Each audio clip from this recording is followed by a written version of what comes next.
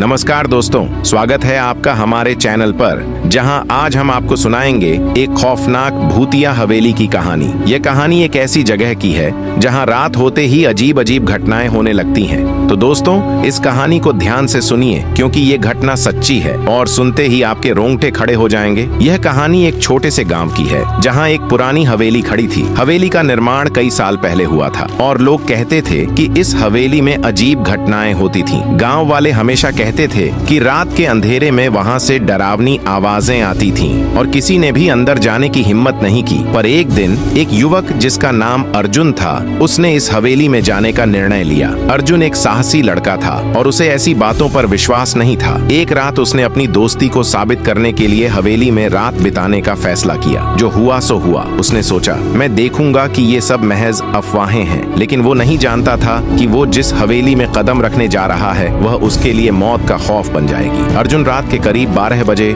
हवेली में दाखिल हुआ। जैसे ही उसने दरवाजे को खोला, उसे अंदर अजीब सी ठंडक का एहसास हुआ। हवेली की दीवारों पर जाले लगे हुए थे और एक खौफनाक सन्नाटा था। अर्जुन जैसे ही एक कमरे में गया, उसे अचानक किसी के हंसी की आवाज सुनाई दी। वो घबराया, पर उसने सोचा कि शायद ये उसका भ्रम हो। फिर अगले कमरे में जाते ही उसने देखा कि एक पुराना चश्मा जमीन पर पड़ा था जो किसी के द्वारा छोड़ा गया था। अर्जुन ने महसूस किया कि हवेली में कुछ तो गड़बड़ है, लेकिन वह रुका नहीं। जैसे ही वो हवेली के एक अंधेरे कोने में पहुंचा, अचानक एक तेज आवाज आई, मानो कोई उसका पीछा कर रहा हो। अर्जुन डर के बावजूद फिर भी कदम बढ़ाता है और जैसे ही उसने एक बड़े शीशे के पास जाकर देखा, उसकी आंखों के सामने एक डरावना चेहरा उभरा। वह एक औरत का चेहरा था जो बिल्कुल सफेद और डरावनी नजर आ रही थी। अर्जुन की सांसें रुक गईं। उस औरत ने चुपचाप उसकी ओर बढ़ते हुए कहा, तुम्हें यहाँ नहीं होना चाहिए था। जैसे ही अर्जुन पीछे मुड़ा, पूरा घर कांपने लगा। अचानक से हवा ने तेजी से घेरा और सभी दरवाजे और खिड़कियां अपने आप बंद हो गईं। अर्जुन के शरीर में सर्दी की लहर दौड़ गई।